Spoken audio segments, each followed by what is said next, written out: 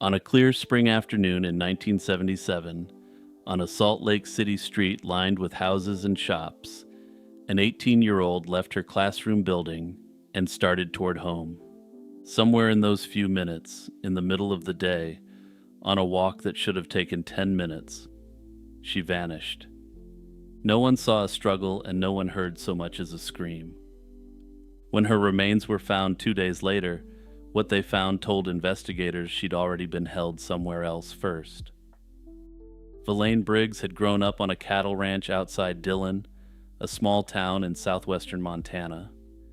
Born in September of 1958, she'd come down to Salt Lake City to study court reporting at the LDS Business College, working toward a steady career taking down testimony in courtrooms.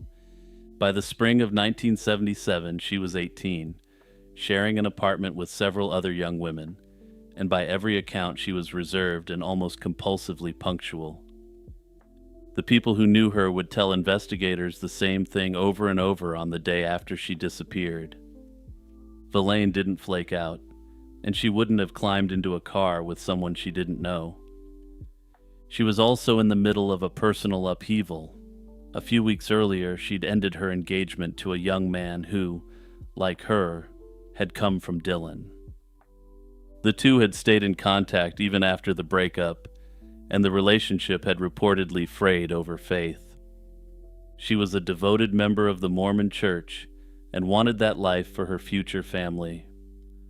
Her former fiancé didn't share the same conviction, and according to what he later told police, the two of them had it out one last time on a late-night phone call days before she disappeared. The morning of Thursday, May 5th, started like any other, and Verlaine left the apartment around 9:30 for the short walk to campus. Her class ran until 11:20, and afterward she had plans for the rest of the day. She was supposed to meet a roommate back at the apartment around noon, so the two of them could head to the Crossroads Mall downtown. Several classmates confirmed she made it to the lecture, and one of them even walked down the stairs with her when the class was over. At the bottom of the steps, they said their goodbyes and headed off in different directions. Notably, this witness statement came from just one day after the disappearance, so I consider this absolutely rock-solid eyewitness evidence. That was the last confirmed sighting of Verlaine Briggs, and noon came and went. Her roommate waited, then waited some more. For a young woman this reliable, every passing minute felt a little more wrong, as if something terrible had happened. As the afternoon wore on, the roommates started making calls, first to Verlaine's ex-fiancé, and then long distance to her parents in Montana, who hadn't heard from her either. An uncle who lived locally in Utah filed a missing persons report that night, around 11:15. Now, I know you're expecting the cops to have done nothing here, but by the standards of 1977, what happened next was actually fairly diligent. Within a day, Salt Lake City police had put out a bulletin to neighboring agencies, confirmed she'd attended her class, and started working the phones. They contacted hospitals, cab companies, and bus lines, hoping someone had seen her. They went door to door through her neighborhood with her photograph, but every avenue came up empty. When her parents drove down from Montana, they sat with detectives and laid out the kind of portrait that would shape the whole investigation.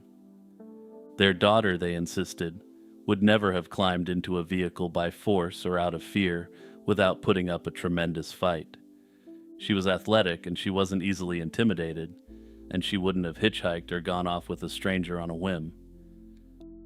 The tragic answer to the first part of the mystery, where Verlaine was, came on the evening of May 7th. Up in Lambs Canyon, in the mountains east of the city, a group of teenage boys out exploring stumbled onto something. It was the body of a young woman at the bottom of a steep slope near a stream. They ran, argued among themselves about whether they'd be blamed, and finally decided they had to tell someone. A detective drove the boys back up the canyon, and they led him straight to where Verlaine had been dumped. What investigators found was disturbing in its detail. Her wrists had been bound together with a woman's stocking, her ankles the same way. Then all four had been cinched together with a black belt patterned with flowers.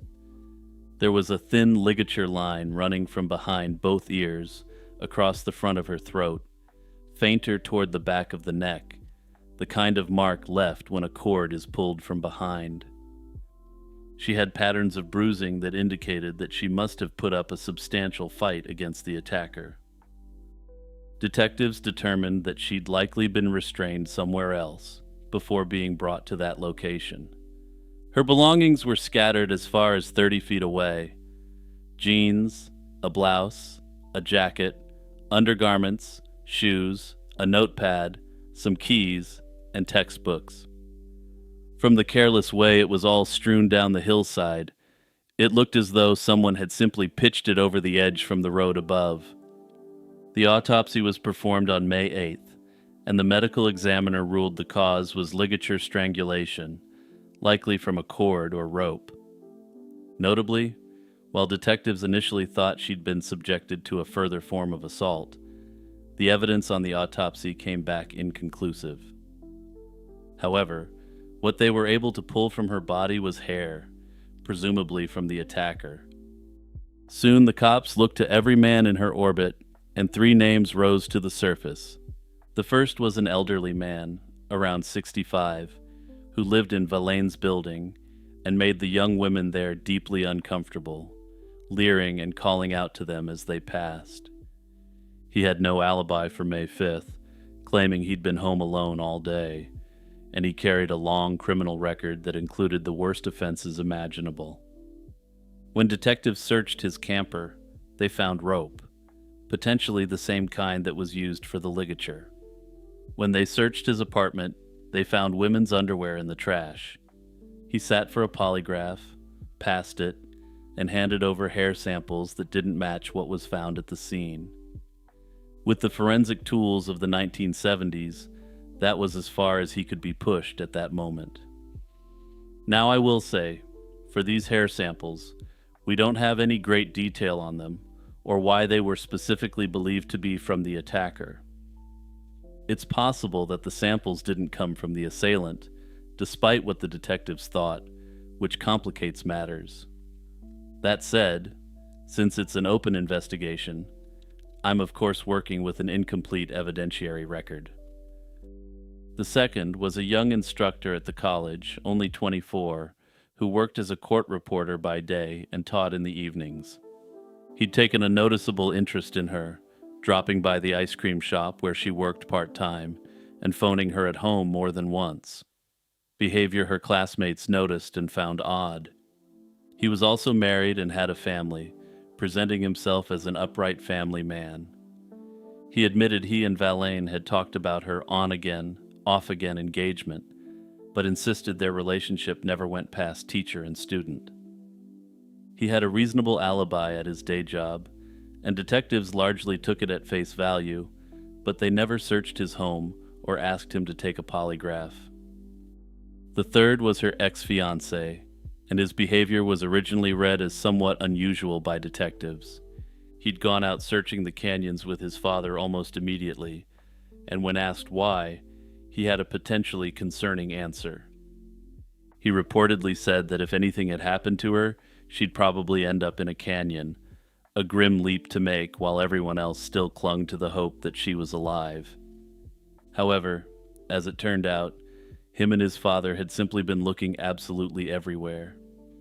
Further, the police seemed to treat this as some sort of uncanny prediction, since she was ultimately recovered from that canyon dump site. Now, personally, I don't think it takes Sherlock Holmes to figure out that a criminal might take an endangered person's remains to a desolate area, but hey, that's just me.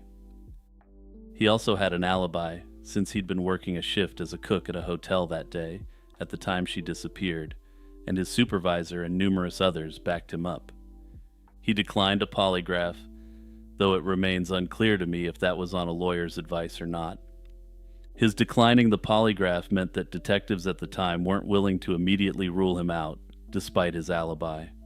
And of course, polygraphs aren't accurate whatsoever, and even if you're not guilty, there's plenty of reasons to not want to take one. For instance, if he had failed the polygraph test due to anxiety, but was innocent, taking that test could have potentially halted a proper investigation. Polygraphs are an absolute meme of an investigative tool, and they really only work on people who think they're actually lie detectors. The ex-fiancé was eventually ruled out as a potential suspect, and cold case detectives have recently reaffirmed they don't believe he was involved whatsoever.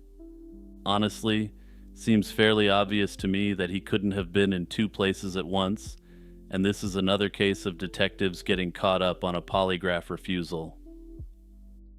In June, the sheriff's office shipped some 20 pieces of evidence to the FBI crime lab in Washington.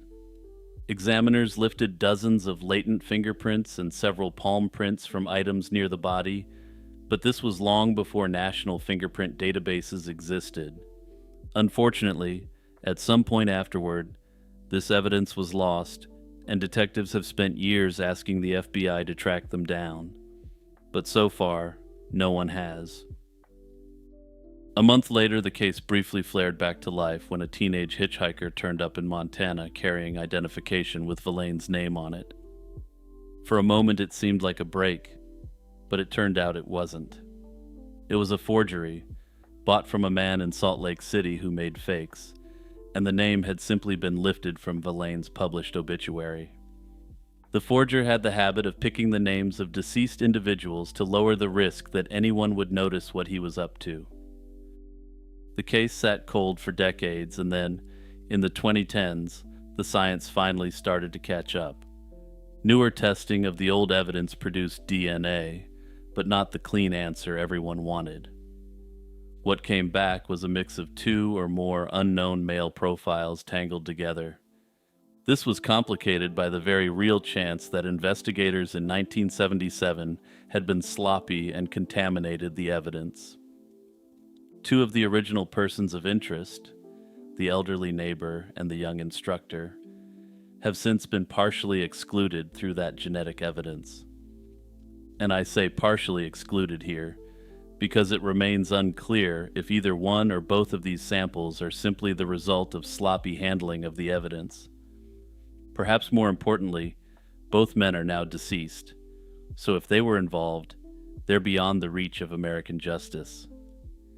As for the ex-fiancé who was once a suspect, despite the fact that they were broken up at the time, he continues to seek justice for Verlaine. Cold case detectives currently believe Verlaine got into a car that afternoon, willingly, with someone she knew well enough to trust. Personally, I think this rules out the creepy elderly neighbor, since I doubt she would have got into a vehicle willingly with him. Ultimately, though, it appears that her entire social circle was never really fully investigated at the time. She likely had dozens of social connections at university, from other students to teachers, and she was also a devout member of the Mormon Church. She also worked part-time, bringing her in contact with even more people who she may have trusted. But all that said, I have a theory on this one, and I tend to think that the person responsible for the attack wasn't actually anyone close to her. My reason for this comes from a distinct bit of evidence: the dump site used by the criminal. Salt Lake City in the 1970s was surrounded by a ton of wilderness and desolate areas, places that could hide a body for years. We know that Verlaine wasn't taken to the site where she was found right away, that she was dumped there later. That means that this likely wasn't just a haphazard choice of a location, but rather, some thought must have gone into it. Anyone who was local would have known the site where she was ultimately dumped off wasn't actually a great place to hide the body. However, to someone from out of state, it may have looked like the middle of nowhere. This is circumstantial, of course, but I think this piece of evidence distinctly points away from any of the established suspects. This brings me to my final point on the case because I think there's a very good chance that it gets solved in the near future. If the genetic evidence that was found isn't contaminated, this seems like an obvious case where genetic genealogy could lead to a significant breakthrough in the near future. For about 5 hours on a cold afternoon in 1989, a young man stood inside a suburban pizza shop with a loaded revolver, two terrified employees, and a grievance that made no sense. He fired rounds into the ceiling and he demanded a fortune and a getaway car, but in the end, he wasn't there for the money. He was there because of a bizarre character wearing a rabbit suit. A mascot used to sell a certain pizza chain's marinara manhole covers. The man's name was Kenneth Noyd, and the mascot on television that winter, the one Domino's kept telling everyone to avoid, was also called the Noyd. As far as Ken was concerned, that wasn't a coincidence. It was a message aimed straight at him. Here, the unsolved mystery isn't directly about the crime itself, but what happened afterwards. In the mid-1980s, Domino's was locked in a delivery battle with the sit-down chains like Pizza Hut. The fear it had to fight was a specific one. Plenty of customers assumed that a delivered pizza was a cold pizza. The company needed to put a face on that worry so it could promise to beat it. Its whole pitch was speed. A hot pizza at your door in 30 minutes or less, and it needed a way to dramatize everything that could go wrong on the trip there.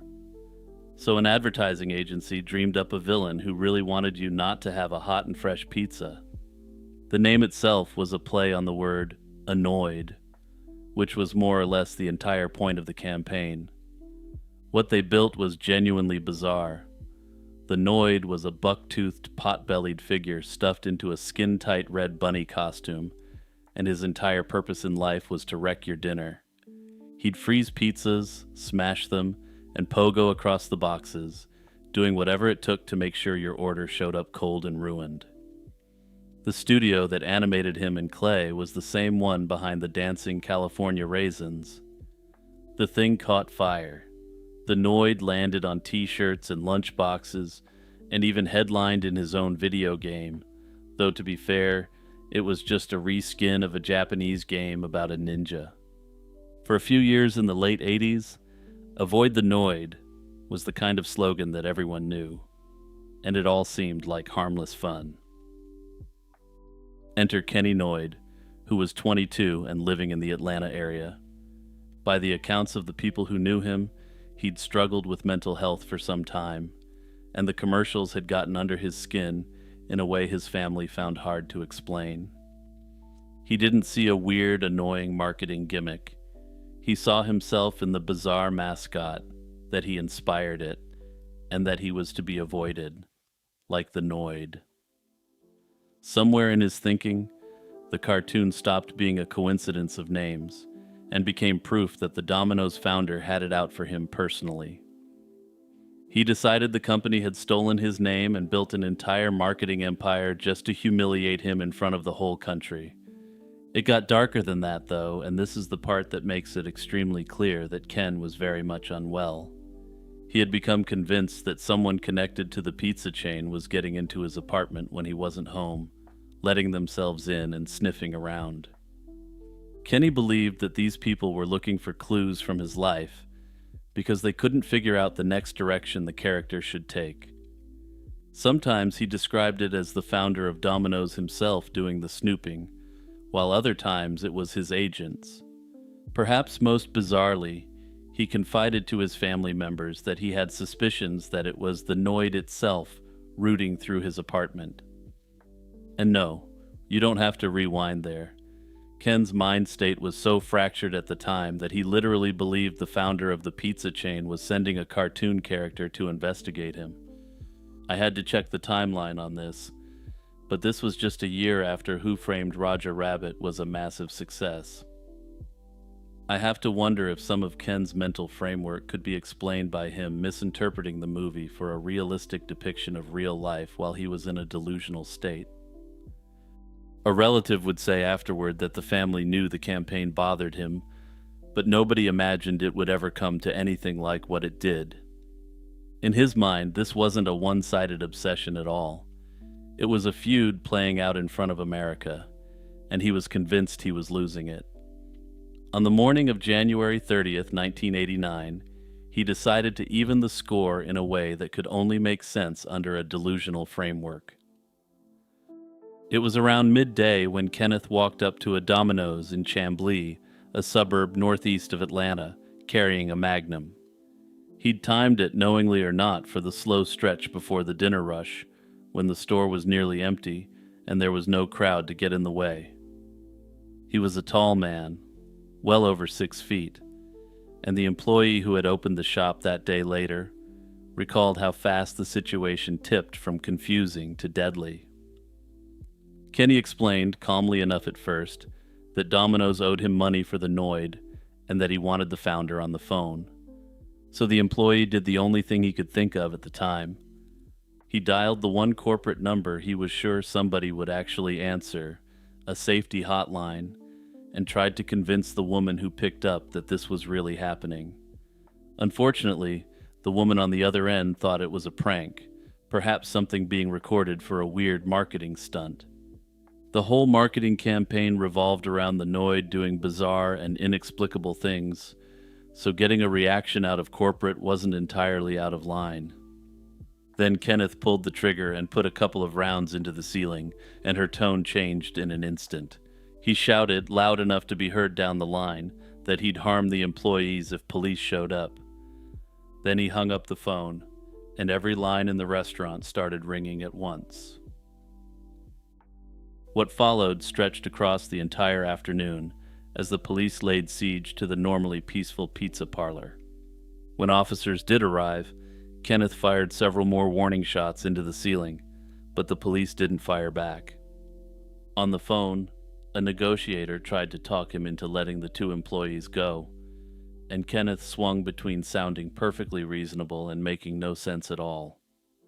One moment he was bargaining like a man who'd thought it through and wanted the campaign ended.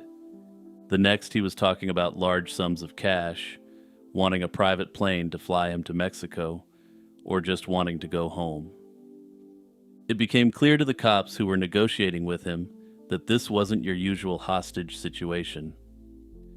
To the officers trying to read him, he was close to impossible to predict, friendly one minute and menacing the next, and there was no telling which version of him would pick up the phone. His demands had a logic that only worked inside his own head, and they were constantly changing. He wanted $100,000 as compensation for his likeness being used for the Noid, and he acted as if he was really bargaining with corporate about this. Other times he wanted a white limousine to drive away to a waiting jet, or perhaps to just drive him home, depending on the moment. Sometimes he wanted the employees to call the company's headquarters up in Ann Arbor, Michigan, and make them stop the Noid campaign. And then there was the book. At one point, Kenneth offered to release one of the hostages in exchange for a copy of a science fiction novel called The Widow's Son. It's a wildly obscure request, the kind of detail you couldn't invent. The novel was part of a cult series built around secret societies threaded through history, a strange thing for a man in his state to fixate on mid-standoff. But when an officer actually tracked down a copy and brought it to the store, Noid reconsidered and said that the exchange was called off. Why he requested this specific book remains a mystery, though if I had to speculate, I would guess that he believed he was somehow a key player in world affairs. Back in Michigan, the company's executives were coming apart. There wasn't much that anyone hundreds of miles away could do, except wait for the next phone update and hope the two young workers made it home. Inside the store, the pizza maker who initially talked to Ken tried a different tactic. He decided the smart move was to keep Kenneth calm, even sympathetic, so he talked to him like a person instead of a captor. At some point, Kenneth got hungry and asked for a loaded pizza, 4 kinds of meat with a pile of vegetables and extra cheese. The employee made it, but Kenneth was paranoid enough that he wouldn't let the man come near it with a pizza cutter, apparently afraid the blade might end up turned on him. Well, I suppose that may not have been paranoid in the circumstances, since you probably don't want to mess with someone in fight or flight mode. The break came the way these things sometimes do, through an ordinary moment that turned into a window. Late in the afternoon, Kenneth agreed to let a single officer come inside to talk to him face to face. He needed somebody to open the door, and he chose the pizza maker to do it. For a few seconds, the young man stood there, close enough that Kenneth could easily have cut him down, and made his decision. He grabbed the handle, shoved the door open, and ran away as fast as he could before Ken could react. The second employee saw the opening and took it too, slipping out while Kenneth's attention was turned. Both of them made it, and around 5 o'clock that evening, with his hostages gone and his options spent, Kenneth Noyd gave himself up. No one had been hurt in the ordeal, at least not physically, a fact that would be of great assistance to Noyd going forward. Kenneth was charged with kidnapping, aggravated assault, and extortion, and on paper it looked like a slam dunk. The question was never really what he'd done, since there were 2 witnesses who had been there from the beginning, and an entire team of cops too. The answer was the thing his family had been gesturing at all along, that Ken was a sick man, not an evil man. He was diagnosed with paranoid schizophrenia, and a judge ultimately found him not guilty by reason of insanity. The verdict didn't mean he simply walked free. It meant the court accepted that, in the moment he was committing the crimes, he genuinely couldn't understand reality. Instead of prison, he was sent into lockdown psychiatric custody, where he spent months in treatment for the illness that had convinced him a clay cartoon was a living enemy. Sadly, though, the delusion never loosened its grip on Ken, even after the standoff, the charges, and the diagnosis. Kenneth couldn't shake the belief that Domino's had built the Noyd to mock him. He was eventually released from psychiatric custody, and unfortunately, this wasn't to be his second chance at a normal life. In 1995, some 6 years after the afternoon that briefly made him national news, he closed the curtains on himself at his home in Tallahassee, Florida. For Domino's, the timing of all this was a nightmare, because the standoff happened while the Noyd was at the absolute peak of his fame. The headlines almost wrote themselves, and the papers couldn't resist the obvious line that this time the hostages hadn't managed to avoid the Noyd. The company kept using the character for a while afterward, but within a few years, as the 80s novelty wore thin and the 30-minute guarantee itself ran into trouble, the man in the red suit quietly disappeared from the marketing. The company has always insisted the hostage situation had nothing to do with that decision, and maybe that's the honest truth. Personally, though, I suspect that this was the reason the character was ultimately pulled from circulation, but admitting it could simply create copycats. Domino's, by insisting that the hostage incident had nothing to do with the pulling of the character, disincentivized others from acting in the same way. Of course, for Kenneth, I don't believe that would have made much of a difference at all, because he wasn't working within a rational framework when he committed the crime. Hey friends, it's Jimmy here, with my usual reminder to hit the notification bell and turn on all those notifications. Also, don't forget to suggest topics in the comments. Anything from true crime cases to bizarre unsolved mysteries you'd like to see covered. I've got a long list of topics to cover, but even so, I wouldn't mind adding a few more to the list. At around 2 o'clock in the morning on Monday, the 11th of June, 1951, someone leaned a collapsible ladder against the wall of the National Maritime Museum in Greenwich. The window he was aiming for sat about 11 feet above the ground, well inside the line of steel grills meant to protect the Nelson galleries. He went up, slipped through, climbed down into the gallery on the same ladder, and helped himself to the most treasured object in the building. Then he went back out the way he'd come, and by the time anyone realized what had happened, he was gone. The alarm went up immediately. Scotland Yard was called, and the police were on the premises within 4 minutes, but they were still too late. What he took wasn't a painting or a chest of gold. It was a spray of diamonds about 7 inches by 4, shaped like a starburst. It carried a story that stretched back more than a century and a half to one of the most famous sea battles in British history. We have to go back in time to fully understand what happened, all the way to the summer of 1798.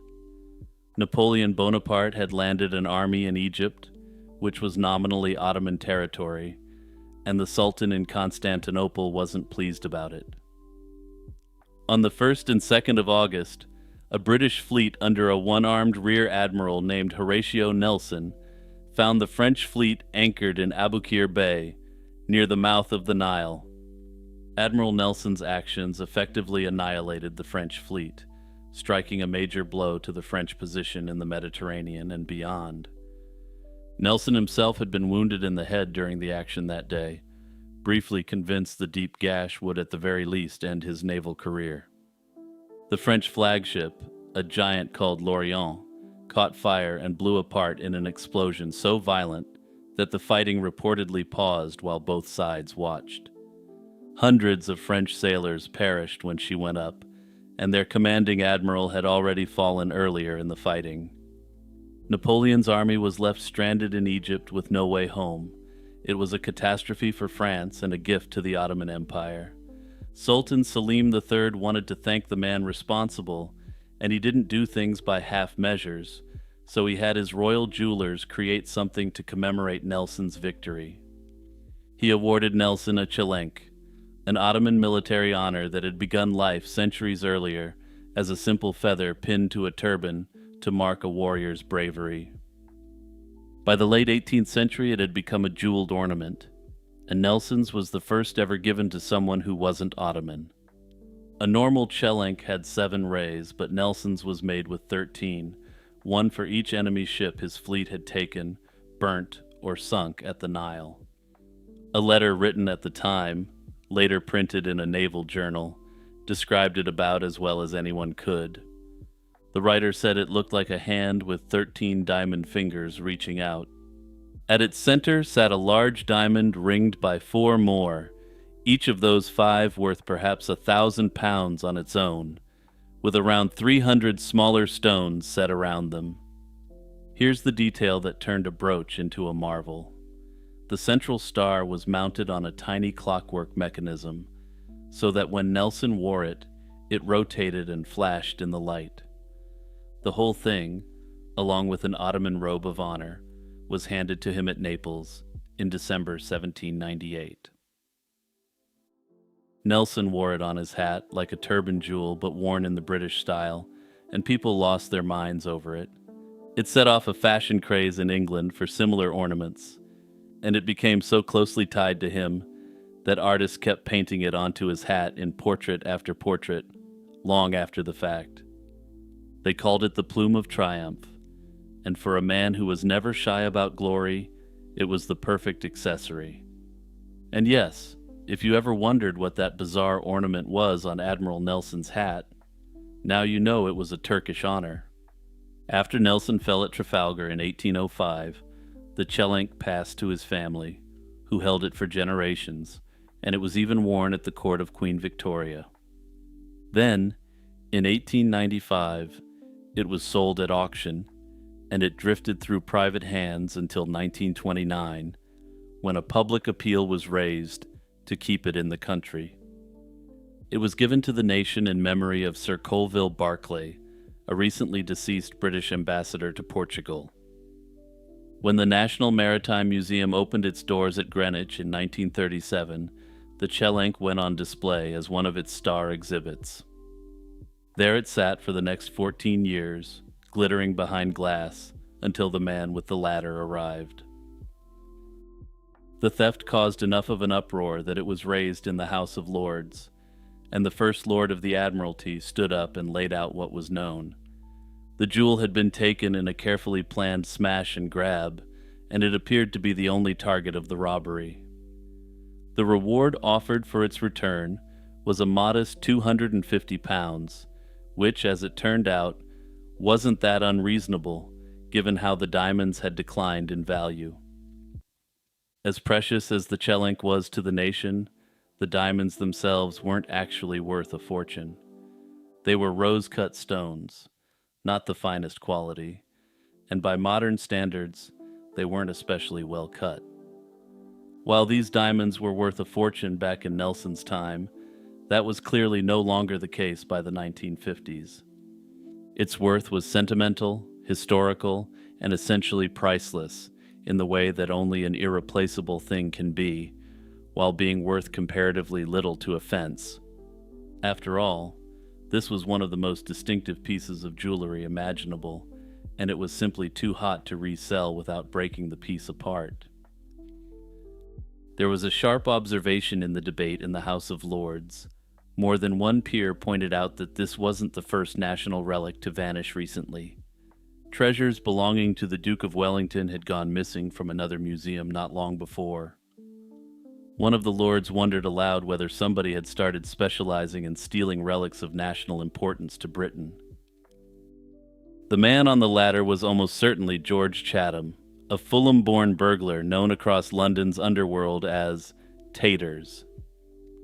This was a nickname borrowed from Cockney slang for cold, for how calm he stayed on a job no matter what the pressure was.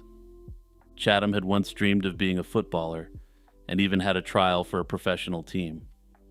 But by the 1930s, he'd settled into a far more lucrative trade, picking his victims out of society magazines and slipping through the London smog. And he had history with exactly this kind of target. In 1948, he'd allegedly climbed a pair of ladders lashed together to reach a window 40 feet up at the Victoria and Albert Museum. He made off with two jeweled ceremonial swords that had belonged to the Duke of Wellington. They were never recovered, and he was never charged, but chatter in the underworld was clear that it was he who had done it. So when that lord wondered aloud about a connoisseur of stolen relics, he was unknowingly describing a real man, and that man had simply moved on from Wellington to Nelson. What happened to the Chelenk afterwards is the saddest part of this heist. Usually when I cover unsolved mysteries surrounding these sorts of heists, there's a good assumption that the item is still around somewhere out there. That likely isn't the case here, and the Chelenk is unlikely to ever be recovered, due to a little biographical fact about the thief himself. Chatham was a compulsive gambler who fed most of his loot straight into the rigged casino tables of London's gangsters. By the time he died penniless in 1997, he'd reportedly stolen close to £100 million worth of goods over his career. If that number seems absolutely insane, it is, but it makes more sense when you realize he spent over 60 years as a professional thief, targeting high society individuals. In a feat that would be impressive if he wasn't a criminal, he was still performing acts of cat burglary into his 80s. By his own later account, he sold Nelson's jewel for the modern equivalent of a few £1,000s to a criminal gang, who he believed broke it apart into individual stones. To put that in some perspective, he essentially destroyed a priceless piece of history for the equivalent of $5,000. Those rose diamonds, never the best to begin with, would have been scattered and reset, untraceable within weeks. They may also have been recut, which would have made the identification of the stolen goods even more difficult. The Chelenk that had survived the death of a national hero and 150 years of history was very probably destroyed within days of being stolen to settle a gambling debt. It's never been seen again, and if I had to take an educated guess, it never will be, a priceless piece of national heritage lost forever.